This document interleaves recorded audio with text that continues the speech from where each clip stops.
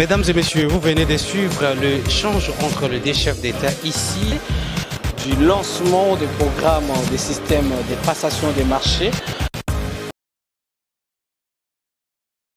Personne n'aurait imaginé qu'après 111 ans, Félix-Antoine Tshisekedi Tshilombo donnerait à l'hôpital général de référence de Kinshasa ses lettres de noblesse à l'image d'un grand comme le Congo démocratique. Ce petit dispensaire destiné jadis aux indigènes assurait des soins ambulatoires à la population autochtone noire de Léopoldville a été caractérisé pendant de longues années par une période marquée par un délabrement accru qui a conduit à la vétusté et au vieillissement de l'ouvrage.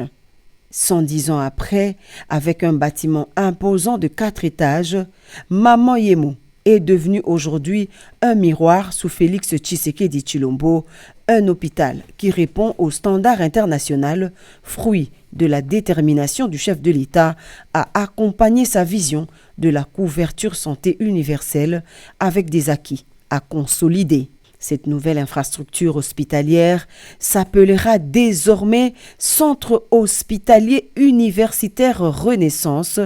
Pour le ministre de la Santé, la dénomination CHU Renaissance renvoie au fait que désormais, tout va changer dans le système de santé.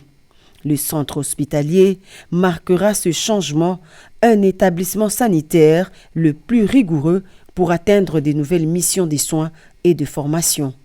L'hôpital reste cependant accessible à toutes les bourses. Nous avons décidé d'en faire un centre universitaire, un hôpital tertiaire devant constituer un pôle d'excellence dans divers domaines. Aucun malade ne sera transféré de cet hôpital vers un autre hôpital de la RDC, étant donné qu'il va être le mieux équipé et avec les meilleurs services. Notre ambition est de faire de cet hôpital le meilleur de l'Afrique centrale.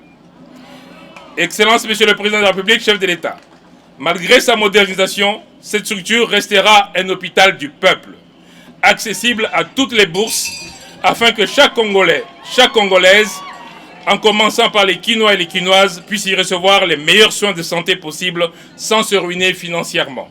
Après la démolition des pavillons 1, 2, 3 et les annexes, la construction du premier bâtiment type R+4 plus sous-sol avec ascenseur comprend tous les services avec 2500 lits et près de 6000 agents. Le centre hospitalier universitaire Renaissance compte désormais parmi les plus grandes entreprises de la RDC en termes d'effectifs. Le comité de gestion plaide pour une modernisation du système de gestion. Nous demandons également à votre autorité et à l'autorité de tutelle qu'un projet d'établissement hospitalier basé sur une logique de performance avec une gestion axée sur les résultats et la redevabilité puisse demeurer afin d'assurer une bonne marche de cet hôpital, afin que nous ne puissions plus dégringoler comme c'était le temps des 4 dernières décennies. Il convient de signaler que les travaux financés par le ministère des Finances à travers le BCECO ont duré 20 mois et ont coûté 18 millions de dollars américains. Ils vont se dérouler en 3 phases pour garder l'opérationnalité des services offerts par l'hôpital. Après l'exécution de la première phase, l'espace prévu pour la construction des bâtiments de la deuxième phase étant actuellement occupé par les patients, les travaux y relatifs débuteront après la délocalisation des patients qui vont occuper les nouveaux bâtiments construits dans le cadre de la première phase.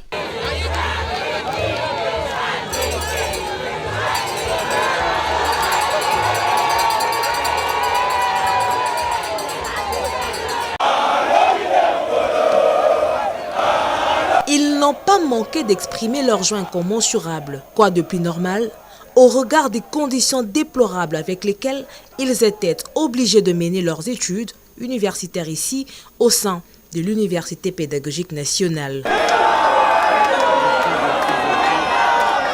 Hier délabré, aujourd'hui innové, plus de 60 ans après sa création, grâce à la vision du chef de l'État et grand chancelier des universités et instituts supérieurs dans le secteur de l'enseignement dans son entièreté. Félix-Antoine Tshisekedi Tshilombo a fait le déplacement pour une troisième fois dans cet alma mater pour inaugurer la deuxième phase des travaux de rénovation et construction des infrastructures sur ce nouveau campus. Sur financement propre du gouvernement de la République, 3 grands bâtiments ont été construits sur le site comprenant 42 auditoires, 2 bibliothèques numériques et physiques, un laboratoire et une grande salle de conférence. La satisfaction des bénéficiaires est à la mesure de l'œuvre réalisée. Les conditions dans lesquelles on étudiait étaient tellement bizarres. Si nous comparons les régimes actuels face au régime passé, il y a vraiment une grande différence. On reconnaît une autorité par rapport à ses œuvres en fait. Cet acte du chef de l'État, son engagement et sa détermination à initier des réformes dans le but d'améliorer le système éducatif national, des éléments qui ont motivé l'ensemble de la communauté universitaire de l'UPN par l'entremise de son comité de gestion de décerner au chef de l'État le prix de l'excellence du champion de l'éducation. Sur proposition du département des sciences de l'éducation, les conseils extraordinaires de la faculté de psychologie et sciences de l'éducation entendit en son avis favorable pour votre distinction, laquelle a été entérinée par les conseils de l'établissement et conformément aux textes légaux et réglementaires à la matière, nous vous décernons le prix d'excellence du champion de l'éducation pour avoir placé l'homme au centre de votre action.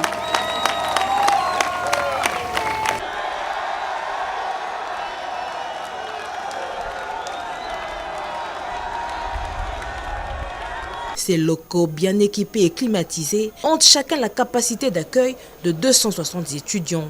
La troisième phase des travaux comprend la construction des hommes de filles, un nouveau bâtiment de R+1, de 14 auditoires, un terrain de football avec gradin, le rectorat et 2 bâtiments administratifs sur une durée maximum d'1 an.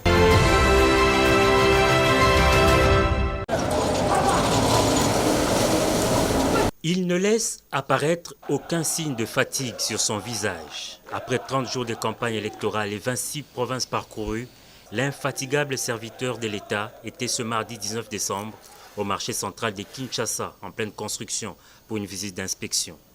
Chaleureusement accueilli sous les chantiers, le président de la République Félix-Antoine Tshisekedi Tshilombo est venu faire le suivi des travaux qui sont presque à terme. Quelques explications lui ont été fournies sur place. Soucieux d'offrir aux Kinois un centre de négoces moderne, le chef de l'État a donné des instructions fermes pour le parachèvement à bonne date de ces grands marchés. Tout autour, à commencer par l'avenue Casablanca. Vous avez vu dans quel état elle est? J'étais choqué. La construction proprement dite a commencé le 19 septembre 2022. Elle était précédée de la phase de démolition de l'ancien marché et l'évacuation des déchets.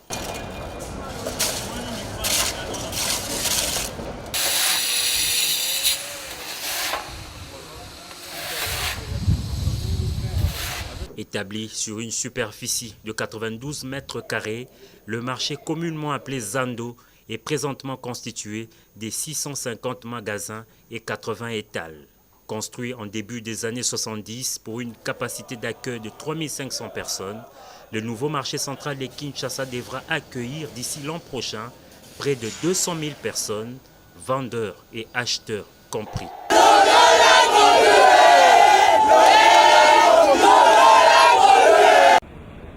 Une infrastructure à la hauteur des ambitions que nourrit la République démocratique du Congo.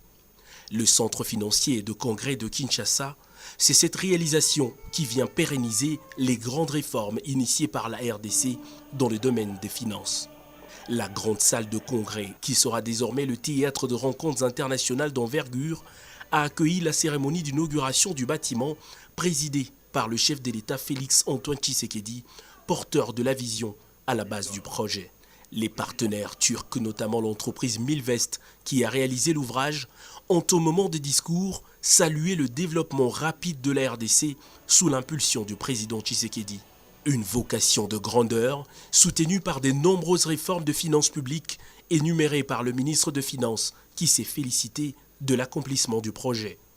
18 mois de travaux, un pari totalement fou, pourtant réussi avec brio, grâce à une main-d'œuvre congolaise qui aura bénéficié de qualifications capables de réduire sensiblement la dépendance à l'expertise étrangère. Pour tenir ce délai historique dans le domaine de la construction, les équipes ont déversé chaque semaine l'équivalent d'une piscine olympique de béton sur les chantiers. Loin de n'être qu'un simple ouvrage, cette infrastructure se veut un vrai catalyseur, celui de la capacité par notre pays de réaliser des prouesses en des temps records, mais bien plus celui de notre volonté collective à participer à l'essor de notre continent en dotant progressivement l'État congolais d'outils et de moyens de sa politique ainsi que de son action afin qu'il devienne réellement un acteur majeur de développement de notre nation et des peuples d'Afrique. Le Premier ministre de la République de Sao Tomé et Principe a assisté à la cérémonie de remise de cadeaux au chef de l'État Félix-Antoine Tshisekedi en reconnaissance de son impulsion avant que l'assistance ne soit invitée à la coupure du ruban symbolique agrémenté par des feux d'artifice.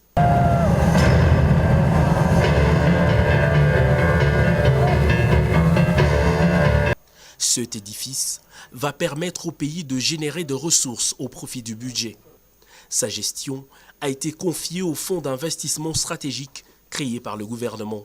Le bâtiment va abriter les ministères de Finances et du Budget ainsi que d'autres services comme celui de délivrance de cartes d'identité nationale. Une seconde livraison de bâtiments sur ce site est prévue en juin 2024 avec un hôtel 5 étoiles de 19 niveaux.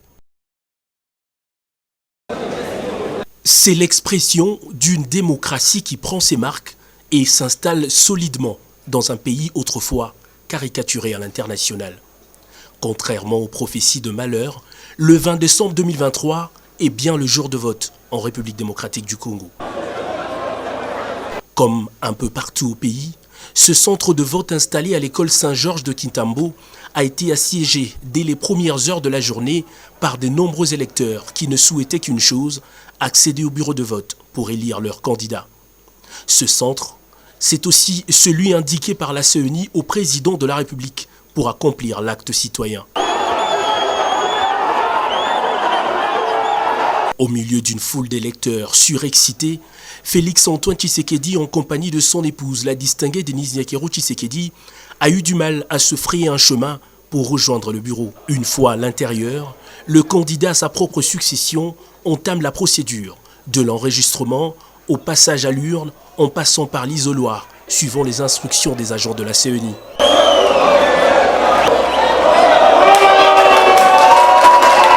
En moins de 7 minutes, c'est fait.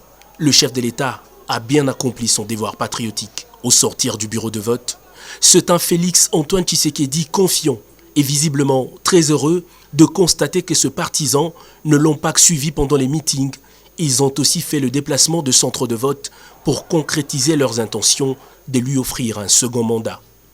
Délai ténu, participation massive, défis logistiques surmontés avec courage, la RDC est en train de réussir un pari.